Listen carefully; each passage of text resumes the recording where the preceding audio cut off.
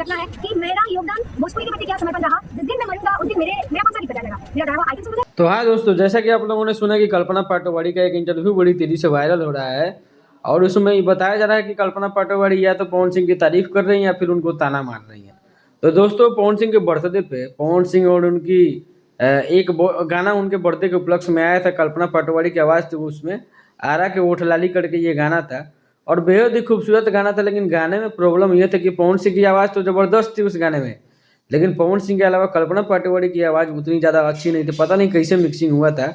और कल्पना पाटोवारी ने अपने इंटरव्यू में बता दिया कि मैंने बेगम जान और ऊंचा लंबा कद जैसे गंदी बात और सारी फिल्में बहुत सारी, जैसे आर राजकुमार फिल्म आई थी उसमें भी गाने थे, और सिंह इज किंग में भी इनका एक बॉलीवुड गाना था ऊंचा लंबा कद करके, उसके बारे में बात की है। दरअसल उनका गाया हुआ गाना आरा के होटली अभी 16 मिलियन प्लस पे जा रहा है और 1 नंबर पर ट्रेंडिंग है। अभी पवन सिंह का जो और भी बॉलीवुड के प्रोजेक्ट आने वाले हैं उस पर ताना मारते हुए कल्पना पाटोवारी, मुझे तो ताना ही लगा तो मैं ताना ही बोलूँगा, क्योंकि पवन सिंह बॉलीवुड गाना गाते हैं लेकिन मरने के बाद जो है उनका भोजपुरी गाना ही बजाया जाएगा, बॉलीवुड गाने तो बजेंगे नहीं। मेरे मरने के बाद इससे मेरा गाना लोकगीत बजाया जाएगा, बिहार भोजपुरी से रिलेटेड वो सही, उनका गाना बॉलीवुड गाना बजेगा नहीं।